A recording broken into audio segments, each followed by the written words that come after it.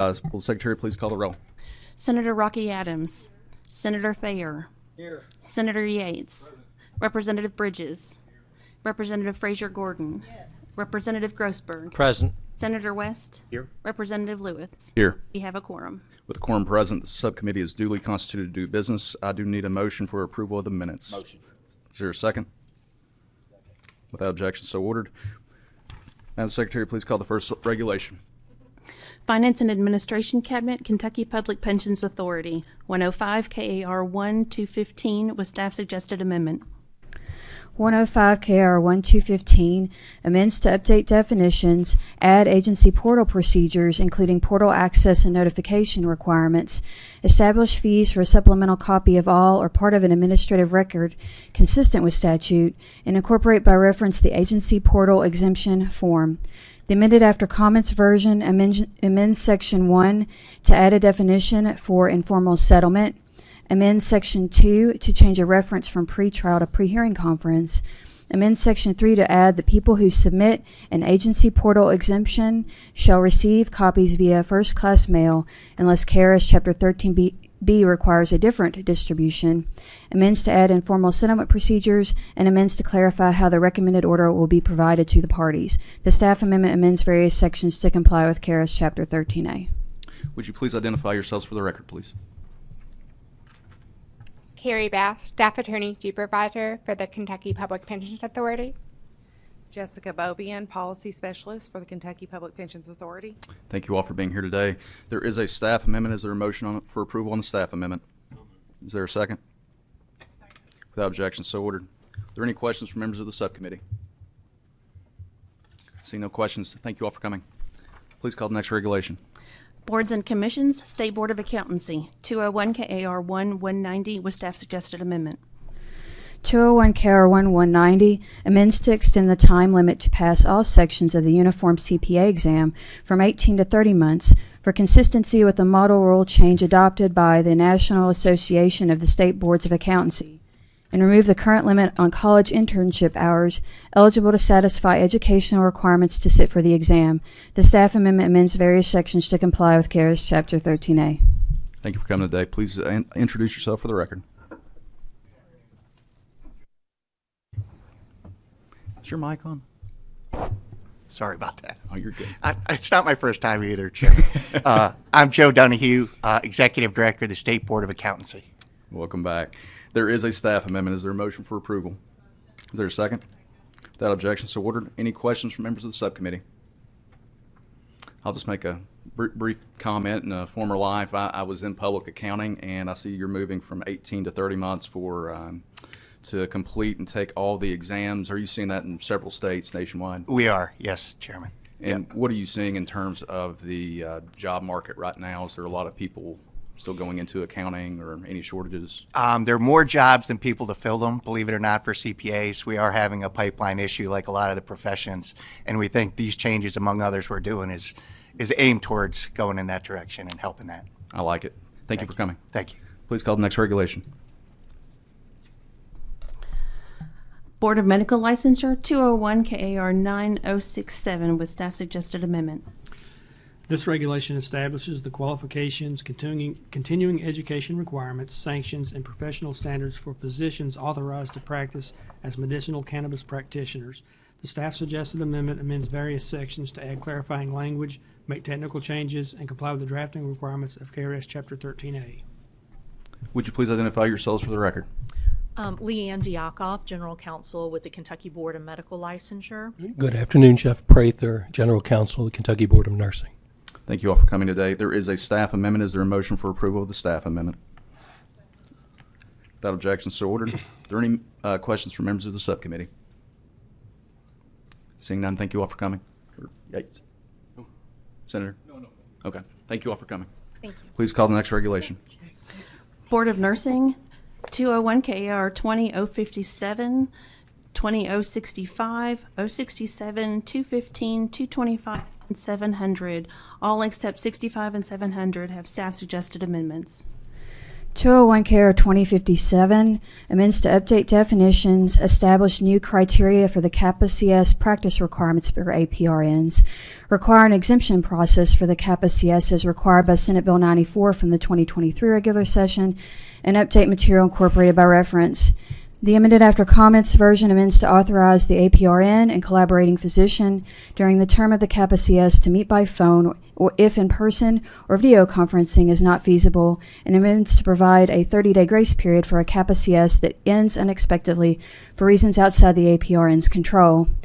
201 KR 2065 amends to add a requirement for a prescription drug monitoring program, change training to 8-hour continuing education, update language related to DEA registration requirements, and update drug screening standards before treatment. 201 KR 2067 establishes pursuant to Senate Bill 47 from the 23 regular session professional standards for an APRN practicing as a medical cannabis practitioner, including definitions, new $100 fees for an application for authorization and renewal to recommend medical cannabis, and the authorization form incorporated by reference.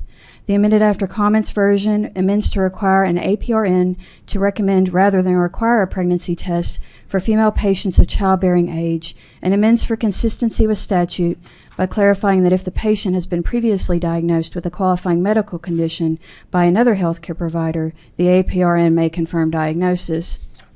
201 KR 2215 amends to permit the board to accept a 6-month evaluation from an employer for satisfactory employment documentation, updates language relating to new criteria for the Kappa CS, include alternative methods for meeting the earning requirement and clinical use of drugs, update DEA registration requirements, remove implicit bias training from continuing education requirements, and update material incorporated by reference.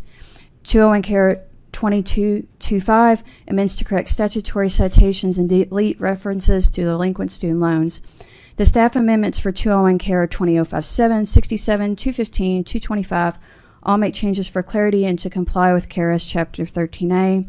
Additionally, 20067 amends Section 6 to require continuing education subject areas include indications of cannabis use disorder, amends Section 8 to correct a citation, and amends Section 10 to incorporate by reference the renewal application.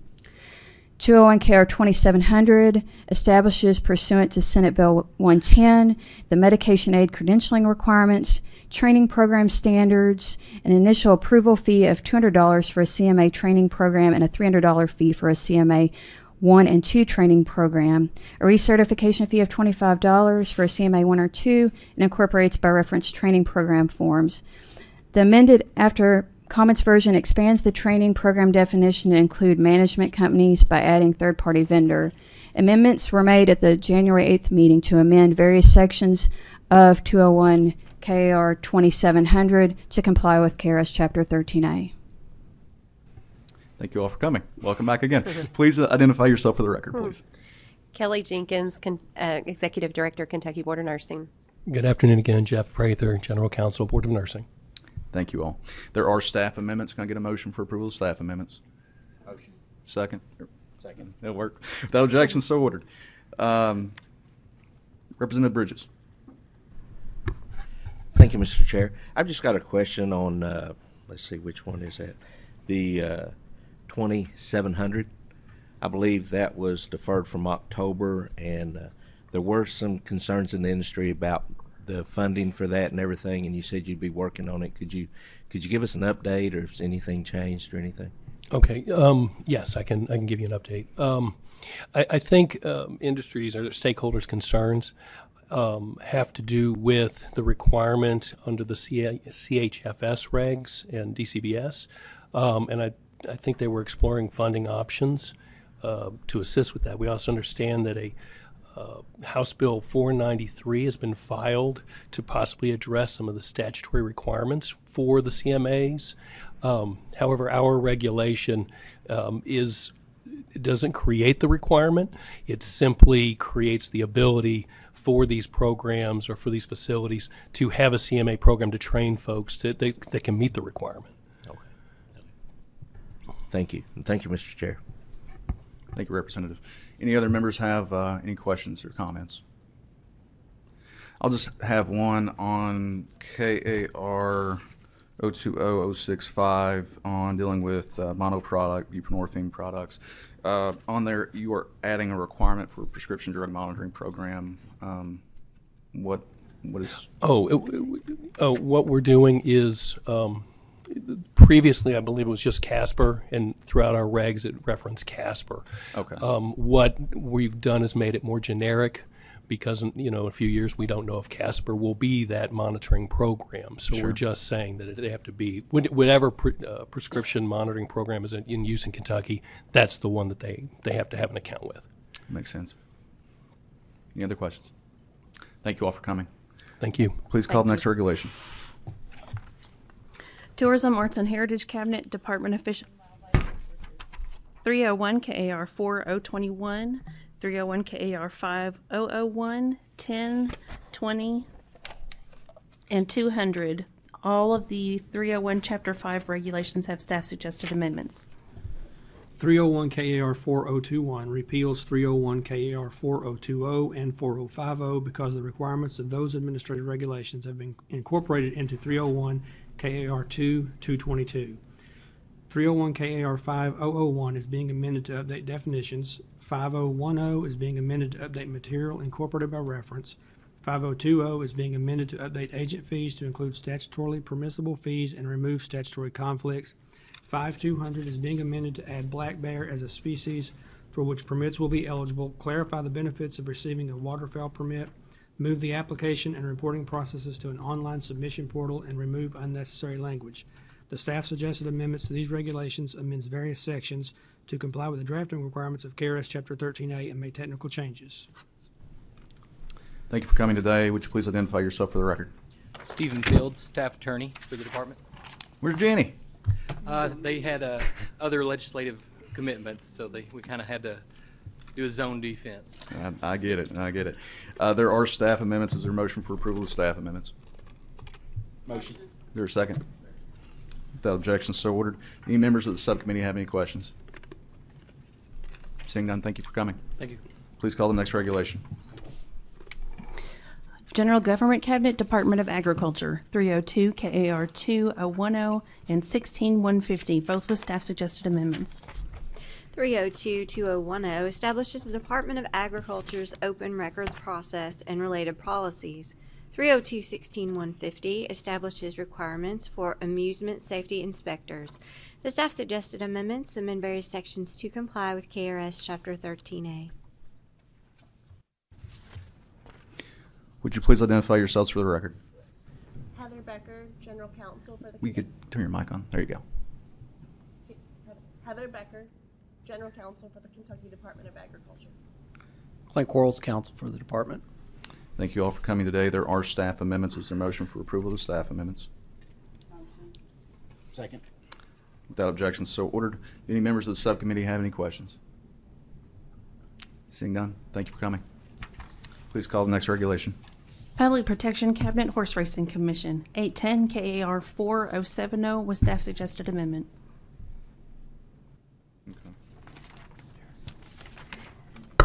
This administrative regulation replaces the previous jockey fee schedule for thoroughbred racing with a new schedule divided into three parts. The staff suggested amendment amends various sections to comply with 13A drafting requirements. Would you please identify yourselves for the record? Yes, thank you. Jamie Eads, Executive Director for the Kentucky Horse Racing Commission. Jennifer Woolsing, KHRC General Counsel. Thank you all for coming. There is a staff amendment. Is there a motion for approval? Staff amendment. Motion. Without objection, so ordered. We do have a couple people signed up to speak on this, one being our own Senator Damon Thayer. Thank you, Mr. Chairman. I would defer first to our guest from the Jockeys Guild, and then I'll speak after that. Absolutely. So it looks like we have Mindy Coleman here.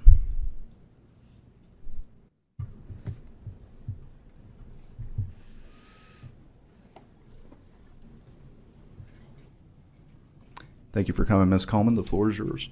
Good afternoon. Is your mic on? It is now. Good afternoon, Mindy Coleman on behalf of the Jockeys Guild. We just would like to make a comment and recognize Senator Damon Thayer, as well as all the people who were instrumental in getting this amendment made, including the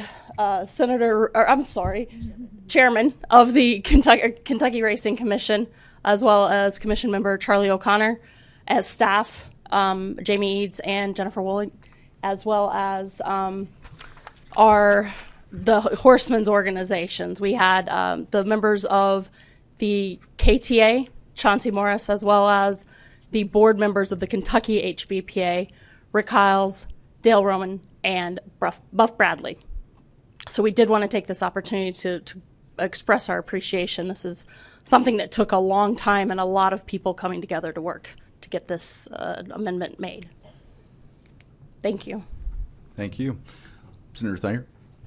Thank you, Mr. Chairman. I'm really happy to see this reg before us today.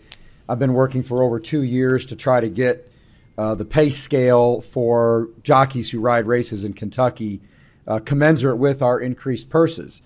Of course, when jockeys finish 1, 2, 3 in races in Kentucky, they receive a percentage of the purse, but generally just get a flat losing jock mount fee for finishing fourth or further back. After we passed Senate Bill 120 in 2020 and HHR went into full statutory approval and our purses skyrocketed, the losing jock mount fee at Churchill Downs, Keeneland, and Kentucky Downs, the 3 tracks with the biggest purses, was immediately agreed to an increase by the Horsemen's Group. But it took a while to convince them to do that at Turfway Park and Ellis Park in northern and western Kentucky, respectively. I'm not a believer in government setting pay scale for anything. I think my record here after 21 plus years would indicate that. So I just continued to jawbone the horsemen to agree to an increase. And I would like everyone to know that the Racing Commission, the racetracks, and the Kentucky Thoroughbred Association were in agreement, but it required the Kentucky HBPA to come along.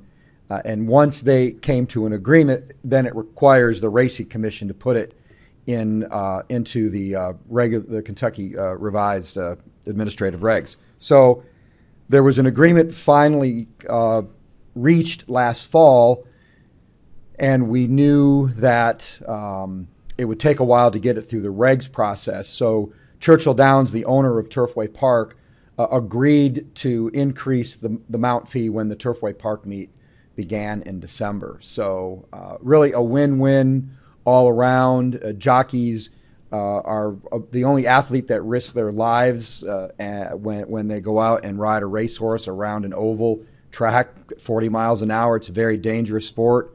We've got over 50 jockeys now that are receiving supplementary health coverage through the Permanently Disabled Jockeys Fund. That's an industry-funded fund. And I think it's important that these men and women, these athletes who pound for pound I'd put up against any athlete in the world, it's important that they be paid commensurate with the risk and skill involved in their sport. So thank you for indulging, Mr. Chairman. This is a very good day and puts our pay scale for jockeys on par with most other major racing states in the country. Thank you, Senator, and not only for this, but all you do for this industry. Thank you. Any other members have any questions or comments? Seeing none, thank you for coming. Please call the next regulation. Cabinet for Health and Family Services, Office of Inspector General, 900 KAR 5020 and 6075. There are amendments for both of these regulations.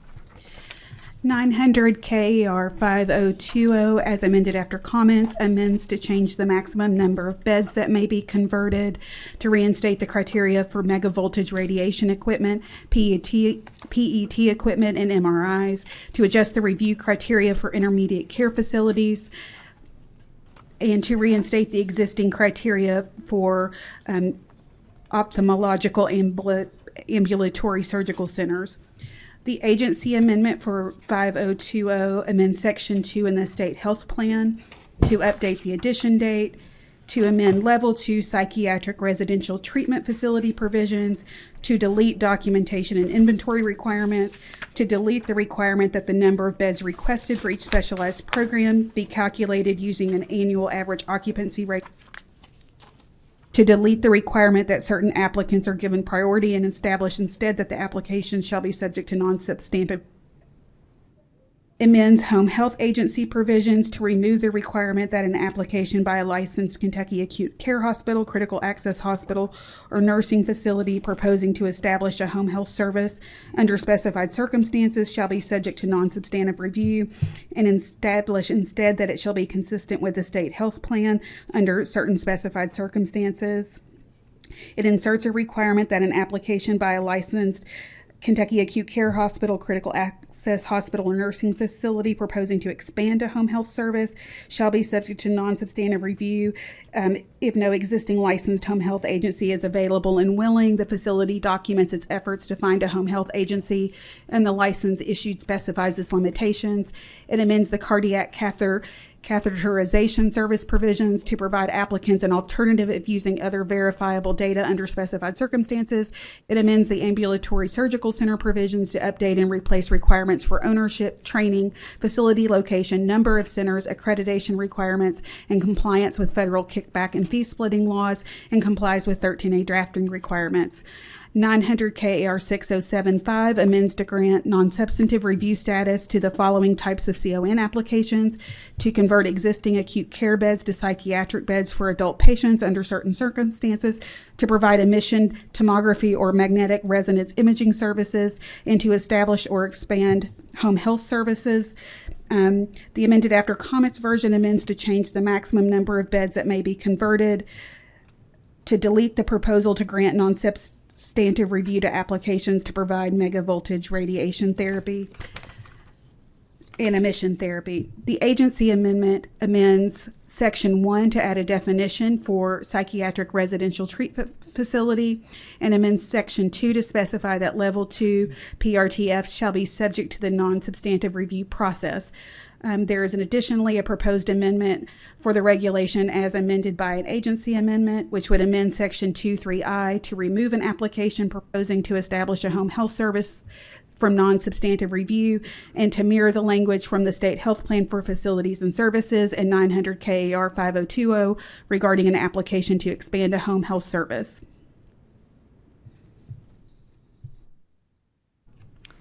Thank you. That was long.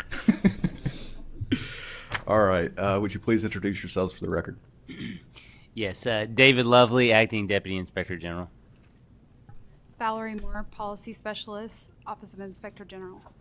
Thank you. Thank you. There are amendments, but we're going to hold off on those just yet. There are several. This being the state health plan, it is very comprehensive. There are several signed up to speak, some against, some maybe for, or with compromise, not sure. But if it's all right with you all, if you want to leave the table for a second, Joyce, do you have a group that would like to come speak?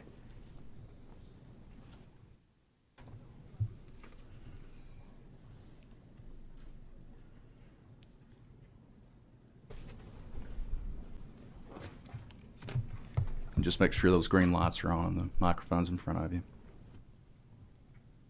Thank you, Mr. Chair. Christy Shannon, General Counsel for Professional Home Healthcare Agency. We wanted to show up personally today to thank this committee. Many of you took time out of your very busy schedules, met with me and my colleague one-on-one. We certainly didn't get everything we asked for, but the collaboration is not lost on us. We wanted to really thank this committee and the cabinet, who also met with us as well. Thank you. My name is Deborah Carroll. I'm a registered nurse. I am the administrator with Professional Home Health Care. I also want to thank the members for everything that you guys have done to support home health care services throughout the state.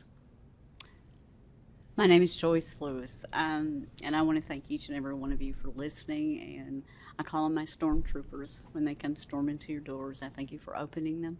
I thank Marie Cole and the Kentucky Home Care Association for being a voice for us. I thank the cabinet. I never thought I'd say this, even though I used to work there, for the compromise that was made. And while we're not crazy about the language, we can live with the language. Thank you all. Thank you for coming. Thank you. Marie, Evan, do you all have anything?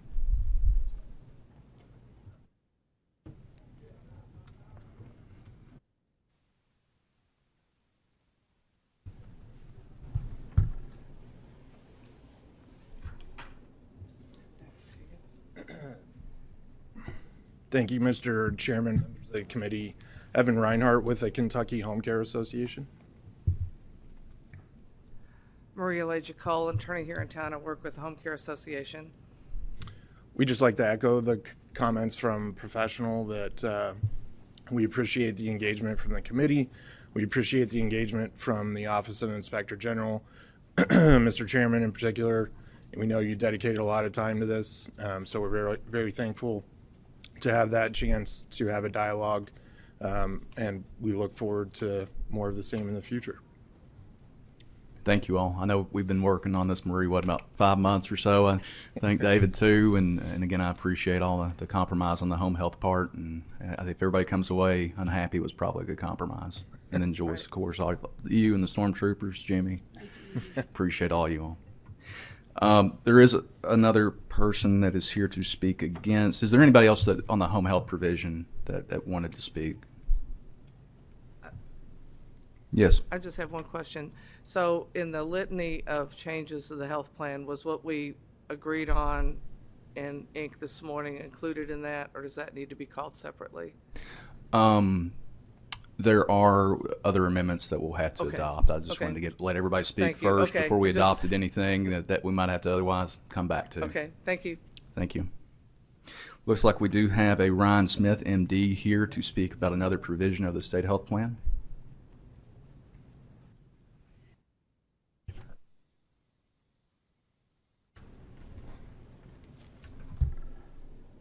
Please identify yourself for the records and please proceed.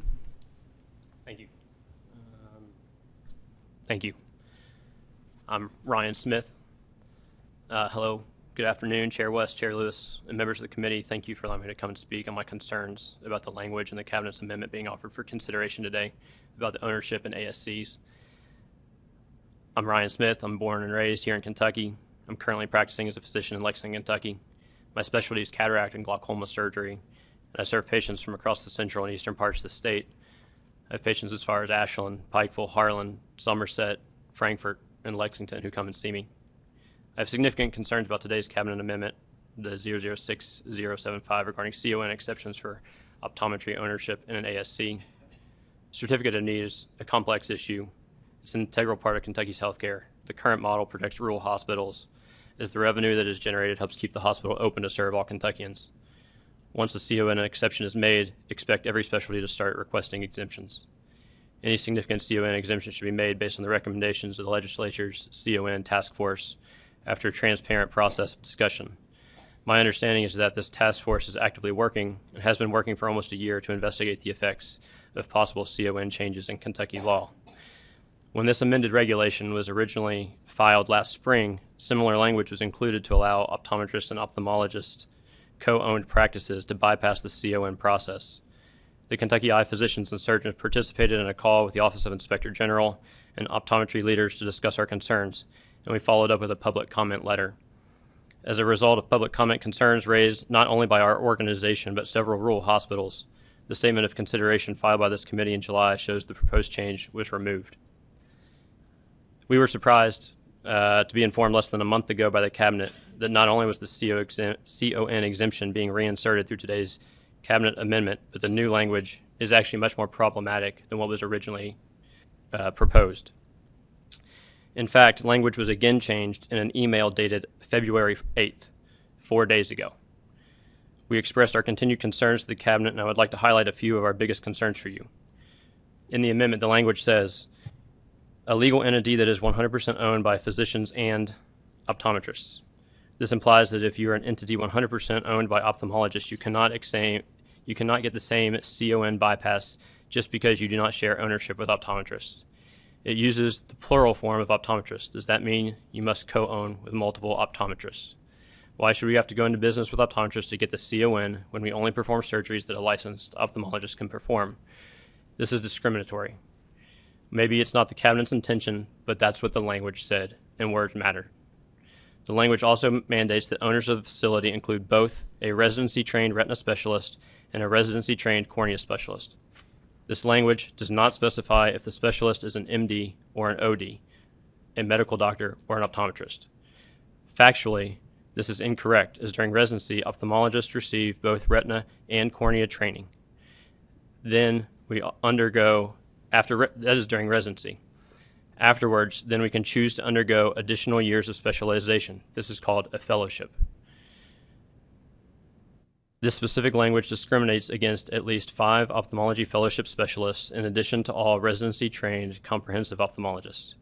We asked the State Inspector General why these 2 subspecialties were being mandated when not all surgeries performed today in a hospital or an ASC require the services of a retina and cornea specialist. Other fellowships such as plastics, glaucoma, pediatrics, those were all excluded. But we have not gotten an answer from the Cabinet. Only a minority of ophthalmic surgeries require the services of these 2 specialty types. Mandating preferential treatment for 2 subspecialists over other ophthalmology subspecialists is unnecessary and, again, discriminatory. The language also states that the entity is 100% owned by physicians. That appears to allow any physician, not just ophthalmologists, to be owners of this ASC. Does that mean a family practice or an orthopedic physician can co-own in this ASC? The way it's written, I believe it would.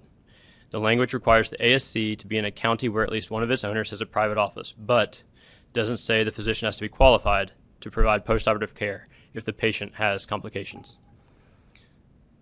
New language was added in this amendment to try to address the concerns raised about violations of anti-kickback and Stark laws. It states the applicant must certify they will comply with these laws. Compliance is not possible. It is evidenced by 2 multi-million-dollar settlements paid by optometrist-ophthalmologist referral relationships in Texas and Tennessee.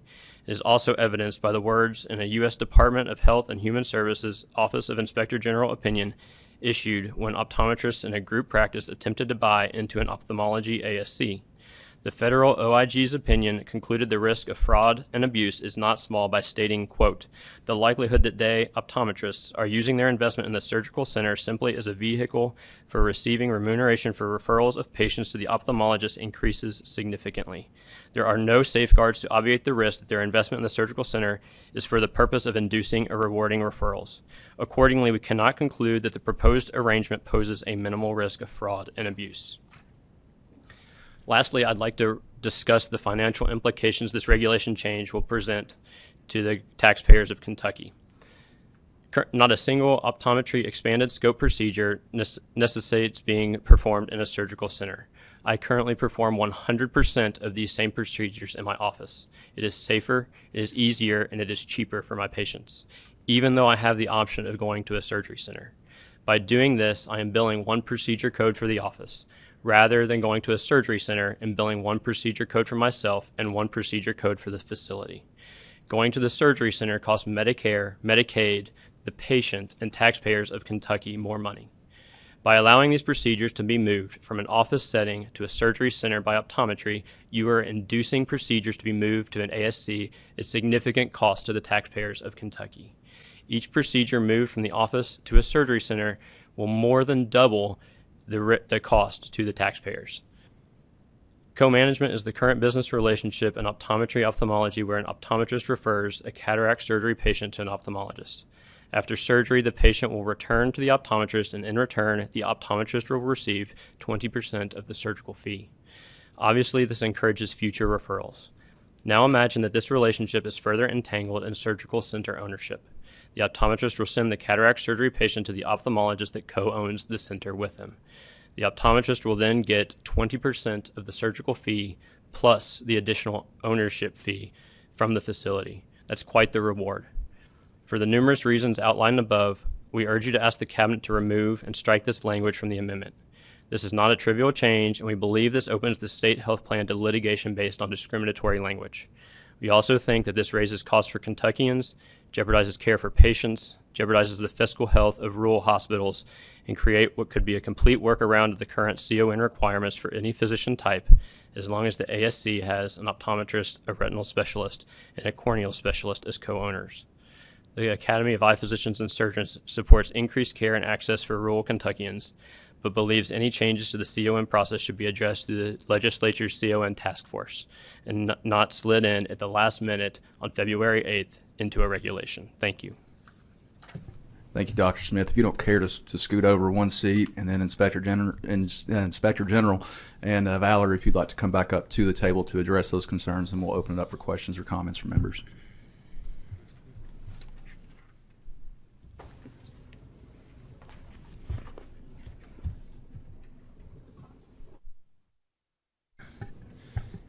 Thank you, Mr. Chair.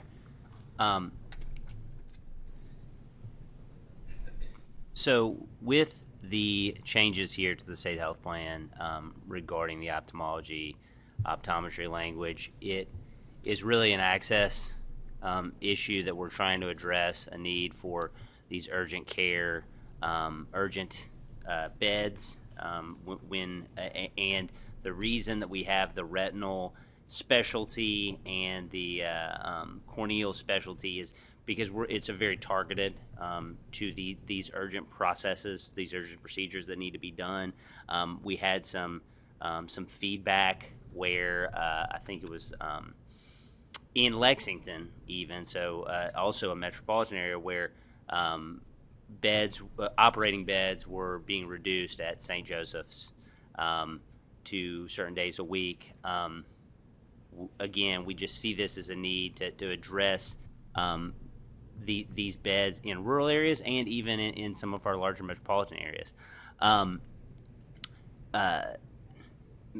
Here, and I certainly want you to weigh in, Ryan, not trying to cut you off. But so when you use discrimination, though, I think what we're seeing, what we have here is a limited carve out. It's not a discrimination. It's not trying to favor a certain party or licensed specialty over another. It is a limited carve out because we're trying to address a very targeted need that the cabinet has perceived. And what we also have is what I don't think, and I understand what you're saying, but I don't think here it does have in the list in the amendment where an ophthalmologist, Kentucky licensed ophthalmologist, or an ophthalmology group 100% owned, or an ophthalmologist-optometrist group. So it's not limited to just an ophthalmologist-optometrist group as Dr. Smith, alluded to in his description. As far as the last minute aspect, my apologies to Dr. Smith as far as that goes. We had a lot of turnover in the Inspector General's office, and I think any lack of communication was certainly unintentional. We did reach out to Dr. Mackey, who's the president of the association, on January 19th, had a call with him. The primary concern that was expressed to us was the Stark Law concerns, which while we understand the Stark Law concerns, our position is simply that the state health plan doesn't override the Stark Law. Federal law is going to supersede the state health plan. But in an attempt to try to assuage any concerns, we added subsection F, which requires attesting to the fact that you're going to stick within the guidelines or within the law, the federal law. And that we thought would have addressed Dr. Mackey's concerns. Then the association brought more concerns to us in a formal letter. And again, apologies for the miscommunication there, but the addition of the corneal specialist and the retinal specialist was, in our opinion, actually tailored it even more, and we did not anticipate concerns as far as that goes. And I think, Dr. Smith, and I'll let you, if you would like to speak again, I think you were trying to get in there. I think I've addressed all of your points, but if you'd like me to address any more, please feel free. Dr. Smith, or would you like me to open up for questions or comments from members? I'll have a couple of responses here real fast. I would like for you to please define, because words matter, especially when they're being written into the law here. What is a residency retina specialist? What is a residency cornea specialist? What is a surgically credentialed optometrist? I want to make sure we're all on the same page here. A residency trained corneal specialist is a specialist that's trained to operate on corneas. A residency trained retinal specialist, again, residency trained to perform procedures on retina. Well, the last part, surgically credentialed optometrist. I don't know that you have a credential to perform surgeries as an optometrist. There's certainly, my understanding is there's 2 limited exceptions that they can perform laser surgeries for. Okay. Did you write this? This This is not a circular definition. Sir, this is not a cross-examination.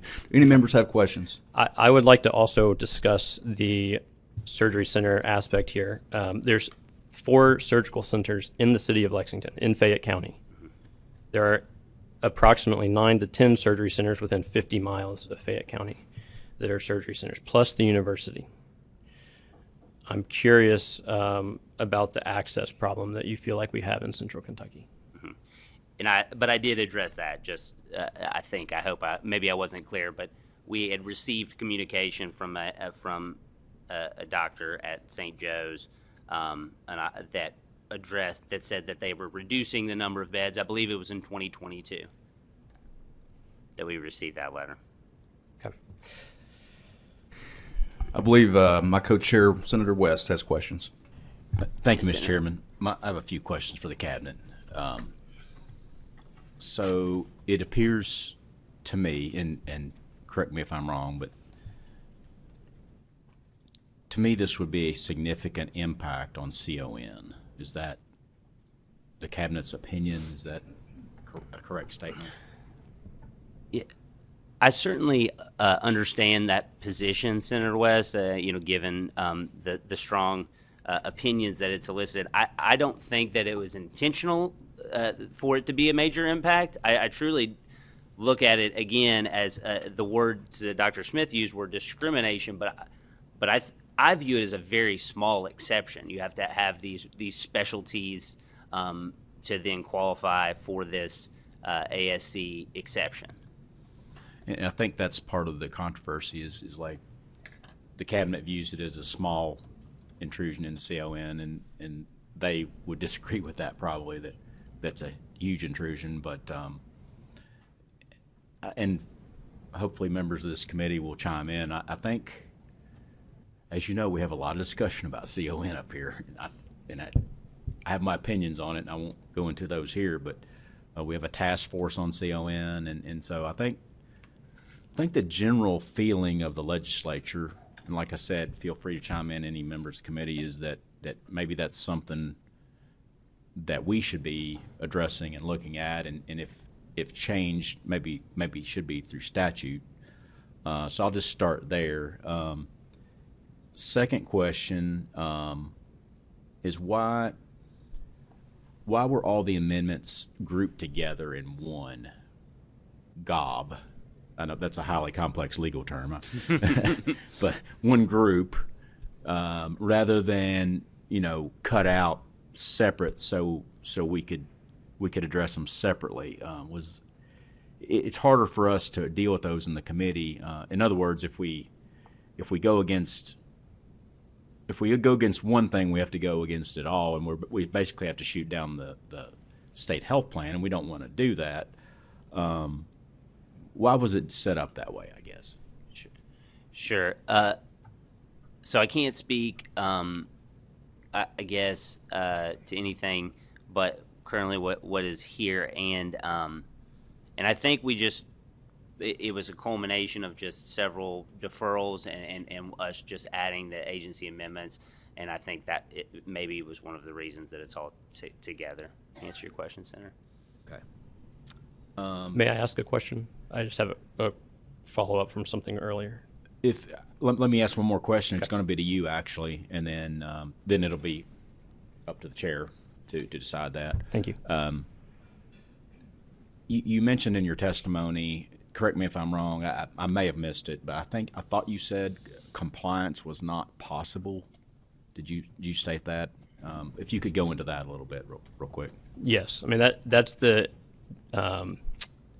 finding from the Federal Office of Inspector General, that a optometry co-owned surgery center is not possible, that there would be significant issues with fraud.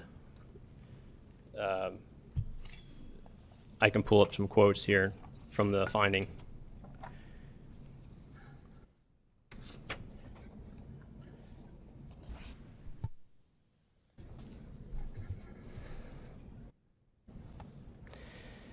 We conclude that the proposed arrangement could potentially generate prohibited remuneration under the anti-kickback statute, and that the OIG could potentially impose administrative sanctions on the requesters under section blah, blah, blah, in connection with the proposed amendment. Any definitive conclusion regarding the existence of the anti-kickback violation is on the party's intent.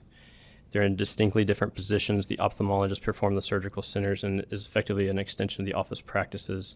It's not a comparable extension for the optometrist. As a result, the likelihood that they are using their investment in the surgical center simply as a vehicle for receiving remuneration for referrals of patients to the ophthalmologist increases significantly.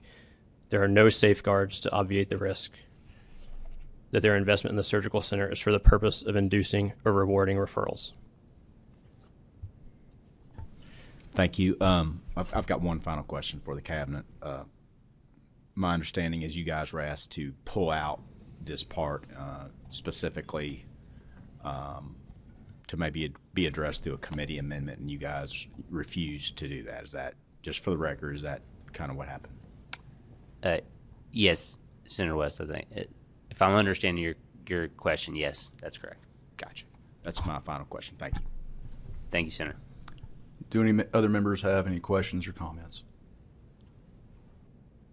Okay, thank you both. We do have one, both groups, I appreciate your testimony. We do have one other person signed up to speak against this protection advocacy, Ms. Heidi Schussler? That's good enough. Yes, good enough? All right.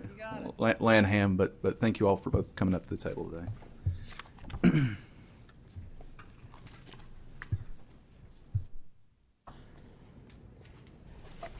And luckily the light is still on, it sounds like. Hi, good afternoon. I'm Heidi Schussler-Lanham. I'm the legal director at Kentucky Protection and Advocacy. We are an independent state agency that provides legally based advocacy for persons with disabilities throughout the state. We often review legislation as well as regulation, and we're talking today about this regulation 900 KAR 5020, and specifically about the part that addresses intermediate care facilities for individuals with intellectual disabilities, or ICF's IID. Last session in 2023, the legislature enacted a statute, KRS 216B178, that specifies that in order for an ICF IID to add beds and be consistent with the state health plan, it provided 4 specific criteria. When the state health plan was amended, those criteria were not added to the state health plan. We believe that they need to be added to the state health plan because when a hearing officer goes to review any application for new or moving beds from one of the public ICFs to a private ICF, they're going to need to make sure that that application is consistent with the state health plan. And we have a statute that says this is what would make it consistent with the state health plan, but yet we aren't putting that criteria into the state health plan. Thank you. And again, we'll do the same thing. If you want to shift over one seat, and Inspector General and Valerie, if you all would like to come back up.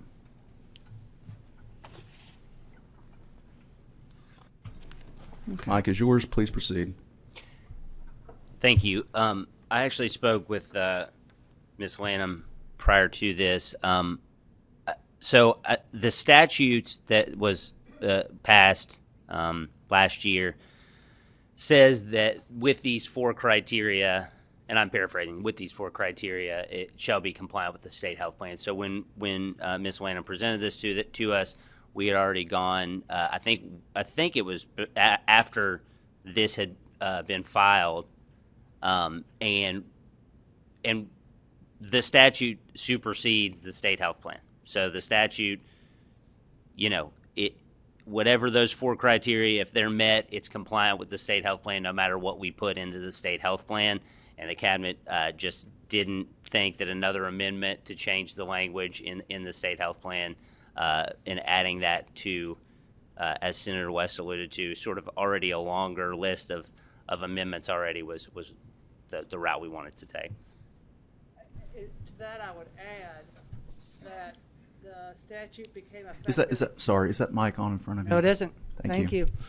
To that, I would add the statute became effective June 29th. We've been writing to the Office of the Inspector General since August regarding this. They've been able to make other changes to it. It would be simply adding those 4 criteria to the state health plan. There's also another problem potentially because the statute uses the term non-governmental entity, and the change that they made to it says state operated. The way that currently the ICF IID beds are in Kentucky, there are 2 private ICFs and essentially 4 public ones, none of which are state operated. They are run by the CMHCs, and 3 of them are run by one of the CMHC's community mental health centers, and the other one is run by Rest Care. So even the term state operated, which they added to comply with the statute, doesn't fit what's in the statute. Thank you. Do any of our members have any questions? I've got a question. Senator West. So, questions for Mrs. Lanham. Do you think this could mean problems for the private entities you're talking about? Well, they're going to have to prove those 4 elements if they want to get any of the public beds to their place. I believe that that's what they want to do because they would not have had the statute enacted to allow them to do that. So you're saying in order to help them prove that, it helps to have the criteria laid out. Yes. That they can. And I guess. Correct me if I'm wrong. Maybe paraphrasing, but it helps hold the cabinet's feet to the fire if you got a clear delineation of the criteria in statute rather than just putting it in the state health plan itself, because that's what a hearing officer does when he or she is reviewing an application. There are basically 4 requirements when they're reviewing it. The primary one is consistency with the state health plan. So they're mandated to look at the health plan. Right. What you're saying, if it's not in the health plan, then that could be problematic. Yes, sir. Okay. What would you say? How could you respond to that?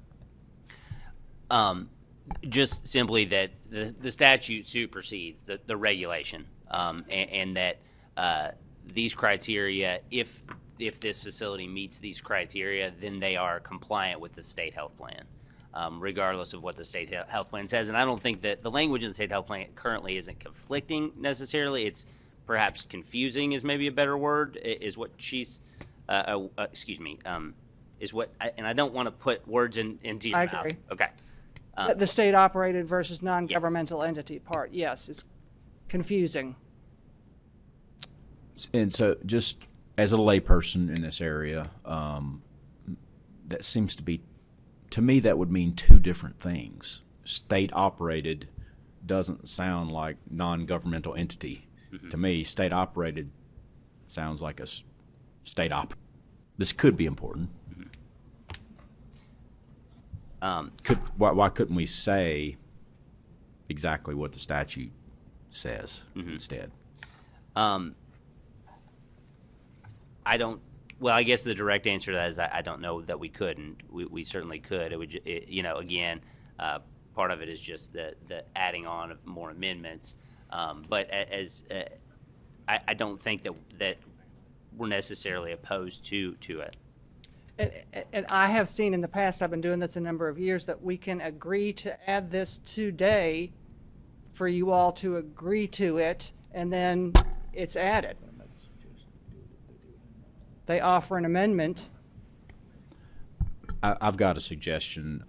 Mr. Chairman, could I make a suggestion? So I'm not on Health and Welfare Committee, and it's a good thing. It's a complex committee with a lot of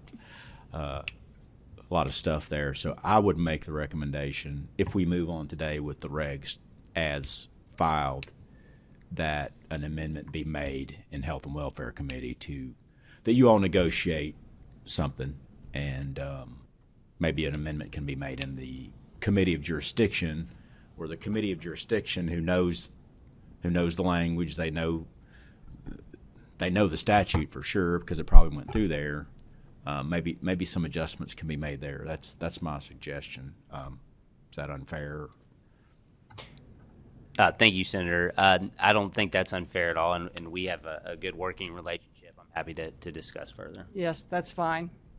I will, remind Health and Welfare when I'm there that this is what happened. And we'll let them know if there's Sure. an agreement there. So, but it's not my intent to hold up the health plan because of, It's taken a long time, and it needs to be gotten closer to the end. Right.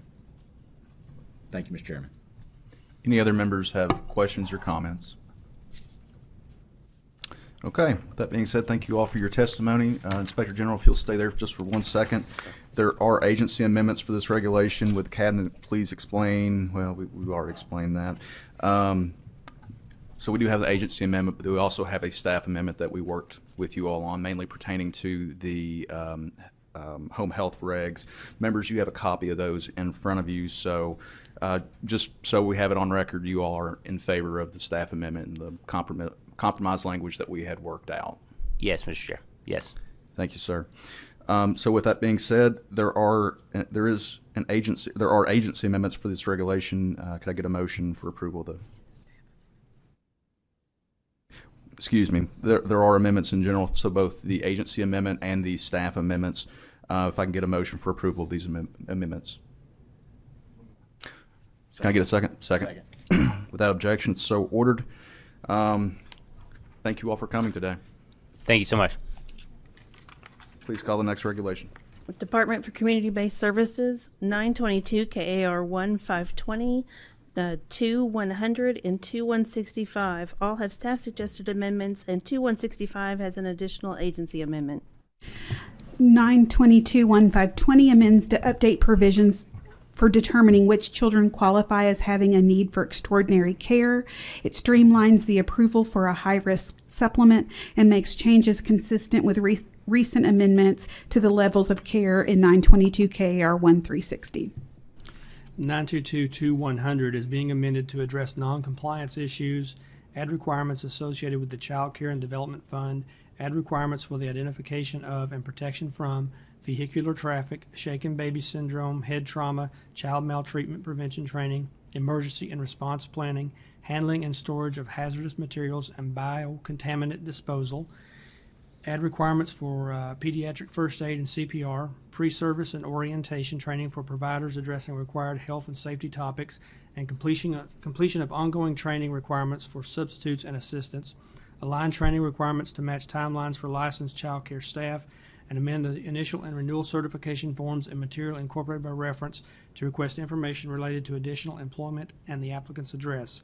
The staff suggested amendment amends various sections to comply with the drafting requirements of Chapter 13A and make technical changes. 922-2165 is being amended to add an employee residing in Kentucky as a priority criteria for participation in the program and clarify that child care providers may terminate the contract. The amendment also updates material incorporated by reference. The staff suggested amendment amends Sections 1 and 2 to comply with the drafting requirements of KRS Chapter 13A, and the agency amendment amends Section 9 and the material incorporated by reference to update addition dates and application questions. Would you please identify yourselves for the record? Good afternoon. My name's Laura Began. I'm the Regulation Coordinator for the Department for Community-Based Services. My name is Andrea Day. I'm the Director for the Division of Child Care. And I'm Kelly Root. I'm an Assistant Director in the Division of Protection and Permanency. Guys, I apologize. I should have moved the agenda. You wouldn't have to stay for the long part, but we're glad you're here. There are staff amendments. Is there a motion for approval of the staff amendments? Is there a second? Without objection, so ordered. There is also an agency amendment for 922 KAR 2165. Are there any questions or discussions of the agency amendment? Is there a motion for approval of the agency amendment? Is there a second? Second. Without objection, so ordered. Are there any questions or comments from members of the subcommittee? Thank you all for coming. Thank you. Thank you. That concludes the agenda for today. The next meeting is scheduled for Monday, March 11th Does anybody have a problem or conflict with this date and time? at 1 p.m. We like 1 p.m. anyway, right? This meeting's now adjourned. Thank you.